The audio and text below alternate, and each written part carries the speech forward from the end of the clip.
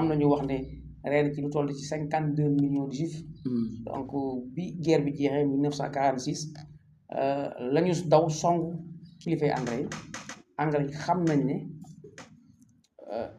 en réalité géopolitiquement et géographiquement fii moo leen arrangé.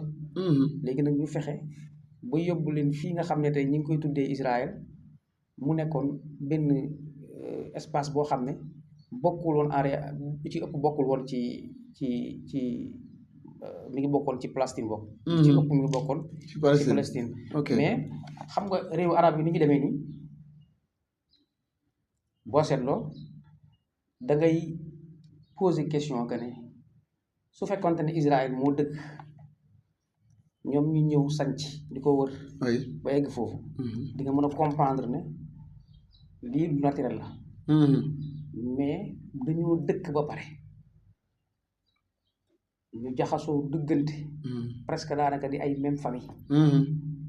mais boo seetloo Israël ni mu ñëwee na copp ci seen biir da lay wér ni kii am na ko fi teg. donc yow da ngay jàpp ne lii état comme suñu état yi la. état boo xam ne intégrité nationale moo ko ñor état boo xam ne nii souveraineté nationale moo ko ñor. état boo xam ne nii li ko ñor moom mooy mu sàmm li nga xam ne mooy territoire am exactement wala ay développement ak yooyu. mais en réalité état la boo xam ne ci biir état espion la. parce que bul fàtte ne gis nga Angleterre presque daanaka mën naa la wax ne mën nañu wax ne sax ñoom ñoo créé les États-Unis. donc les États-Unis ci boppam. ñoom ñooy def doole bu ñu am jox ko Israël. Israël di sukkandiku ci doole boobu di cokkaas ñi nga xam ne ñoom la dëkk. te ñi muy cokkaas da leen di cokkaas bu métti. te kenn sañu ci riposte. parce que ku ci riposte xam nga ne. États-Unis mais OTAN ci boppam. mooy les anglais ñoom ñëpp c'est ça voilà. donc en réalité. maanaam Israël ci doole jàmbur lay noggatoo ñu ni. bien sûr. mën nga wax ne Israël benn région la bu bokk ci biir États-Unis. ce n'est pas un état boo xam ne nii dafa kii. psychologiquement c'est ça voilà psychologiquement di ko fa def mooy xam nañ ne am na ñoo xam ne soo leen bàyyi ak seen indépendance boo leen ko bàyyi total bàyyi leen ci seen sago. ëllëg mën naa nekk menace pour yow. moo tax ñu jëfandikoo noonu fexe ba toujours ñu ngi leen di def loo wala di leen wax loo xam ne nii dafay tax ñoom état arabe yooyu duñ def ay pas jëm ci kanam.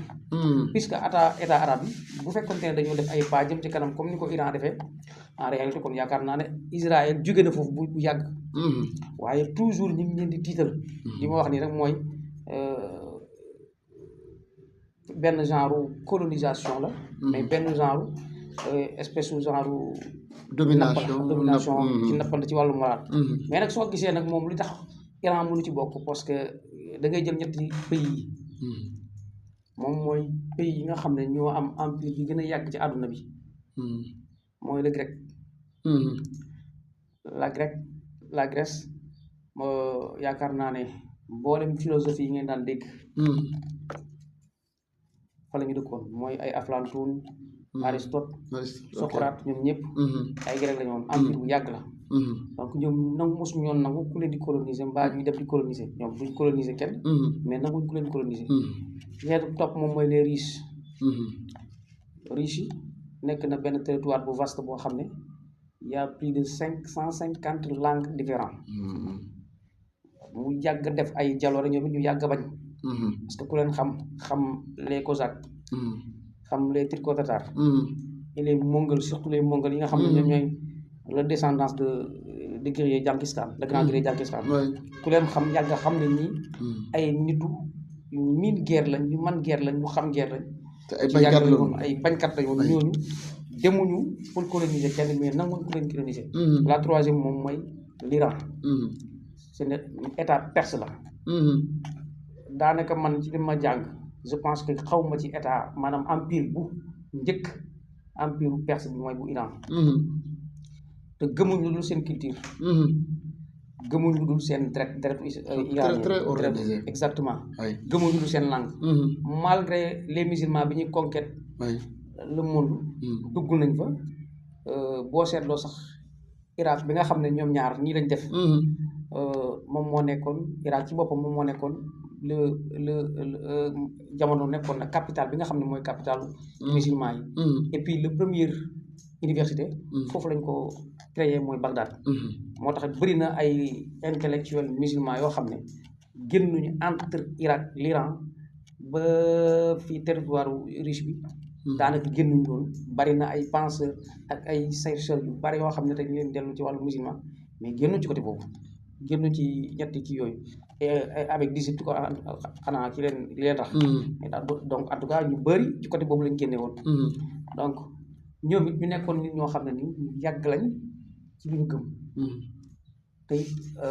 amul benn influence boo xam ne mën nañu ko def ci moom ba ñu bàyyi li nga xam ne mooy seen langue wala ñu bàyyi seen culture malgré les musulmans dugg bañ fa dugg ak lañ fa instauré lépp ak li fa génn yëpp ñu ngi wéy di des ak seen langue bi nga xam ne moom lañ amoon ba tey jii donc ñooñu mooy des 3 pays yi nga xam ne empire yi nga xam ne kenn mosu leen coloniser te loolu lañ gëm moo nekk ci seen direct ba tey moo tax amul kenn koo xam ne ni jàpp nga ne boo waxee ay wax yi lu ñuy tuddee ay bataille psychologique maanaam benn wax boo xam ne da nga koy wax pour tiital leen dinaa leen bombardé yooyu safu leen donc ku xam seen histoire xam seen jaar-jaar xam seen guérilla xam ne ñii lii ñu ngi leen di wax ni dañ leen ci tàggat intéressé wu leen dañ leen tàggat ci exactement te bu ñu dofloo ba wàcc ci désert bi je pense que dinañ am defet boo xam ne mosuñ ko am ci àdduna wala boog bañ ko amee benn woon ñaar mais parce que gis nañu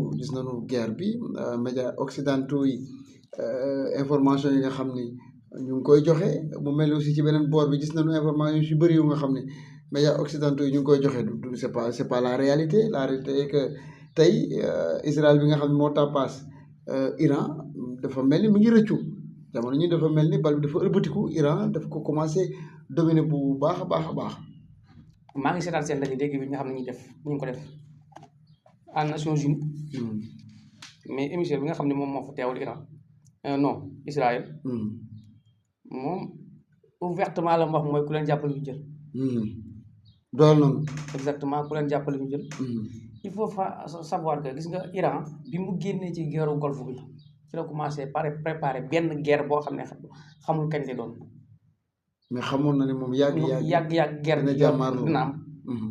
mais guerre Golfe bi c'était 91 xaw ma 92 oui boobu ak léegi ñaata at la bari na depuis presque 30 ans de 30 ans léegi nag boobu ba léegi Iran mi ngi préparé xam ne yàgg laalante gis nga boo seetloo moo Irak ay doomu day lañ daanaka même population bi la donte am na comme ñu mel ni Sénégal ak Gambie oui même nit ñi la sorewuñu boo demee Irak sax presque daanaka on dit que ñu ngi wax ne plus de presque 40% wala boog 30% sont des Sikhs comme iraniens yi bari na fa mais boo gisee américains yi bi ñu soxlaa Irak bëgg ko song iraniens yi yombalal leen parce que Irak dafa tolloon ci jamono yoo xam ne dafa amoon doole nekk ci en voie de développement ñi koy coow ci lu bari mais américains yi jaayoo jox ko arme mu dal ci kaw Iran dal boobu mu dal ci kaw Iran dafa bàyyi benn cicatrice boo xam ne nii moo tax Iran moom la ko jàppal ba tey xam naa ne loolu du yomb mukk mu dañ ci moom moo tax biñu dikkee américains yi biñu dikkee bëgg dem Iran ñoom jafaluñ ci dara lépp lu passé seen territoire bi rek dañoo bàyyi mu jàll donc loolu bokk na ci li nga xam ne day wan ne Iran bi ñu paree du tey donc bi ñu paree du tey xamoon na ni yàgg-yàgg laal na am donc ñëw na bon li ci maintenant nag li ci am solo moom mooy les pays yi nga xam ne ñoom ñoo nekk en sous-développement muy comme le Sénégal ak ñi nga xam ne ñoo mel ni moom surtout Afrique noire bi ñu fexe naka la ñuy tirer leçon ci conséquences yu mel nii wala bokk ci ay xew-xew yu mel nii su amee naka la ñuy war a def ba génn ci parce que jamono bii may wax ak yow nii yii bu xewee toujours da ngay gis ne coût de transport mondial bi dafay yéeg day yokk waaw te yéegaay boobu dafay jeexit ba ci ñun marchandise yi nga xam ne ñu ngi koy am di ko jaayaat donc finalement loolu la jëndee juróomi dërëm boobu moytu day egg ba fukki dërëm. parce que bourse bi moo ko laaj. parce que moo kii indi aussi xam nga bu indee. bu doon indee di fay junni tey comme ni mu demee nii dañ koy fayloo junni ak juróomi téeméer. donc bu excès ak la muy ca war yëpp bu demee ba egg magasin. mënatu koo jaayee junni ak juróom-ñetti téeméer. donc finalement day obligé jaayee ko ñaari junni. kan moo ci gaañ. moom mooy ñi nga xam ne ñoom ñoo dëkkee ci réew mi. mais donc léegi solution bi nag moom mooy fexe ba am li ñuy tuddee souveraineté nationale. moom suñu bopp ci lépp. Sénégal lépp loo xam ne dañ koy tiim ci ceebu boolu añ bi. boo seetloo ceebu jën yi lépp luñ koy tiim rek. waaw jéggaani la soo ko bàyyee Sénégal mu ñor fi. lépp luñ fa tiim rek soo ko bàyyee Sénégal mu ñor fi. li ñuy ndekkee lépp mën na nekk. parce que pas mal des pays Afrique boo xam ne man gis naa leen. léegi presque daanaka les boulangers fa nekkatuñ ci blé bi. ñu ngi ci gerte gi. ñu ngi ci dugub bi. ñu ngi ci céréale bi ñu ngi ci yeneen yoo xam ne nii fii lañ koy bayee te mën na nekk c'est possible donc transformation boobu moom mooy xëy na peut-être li nga xam ne moom moo des ci ñun. donc yooyu nag xëy na peut-être dañuy xaar ci yooyu rek la ñu war a sukkandiku et puis ci yooyu rek la ñu war a di investir su ko defee industrie yi gën a bari te industrie yi li mu gën di bari rek emploi di gën di yaatu parce que da ngay am direct mais aussi dem indirect donc yooyu day gën a tax économie day bouché nit ñi dañuy am lu ñu jàpp yëf yi day jokkalante day yaatu donc macha allah loolu day moom mooy doxalam réew macha allah jërëjëf Ibrahima ñu ngi lay jaajëfal bu baax a baax par rapport ak thème bi nga xam ni waxtaane nañ ko tey muy Proche-Orient guerre bi nga xam ne déclenché wu na ci diggante Iran ak Israël ci li nga xam ne aussi mooy intérêt yi nga xam am na ci biir di la jaajëfal bu baax a baax di jaajëfal askan bi nga xam ne ñu doon seetaan di leen jox di daje beneen yoon ci yeneen waxtaan incha allah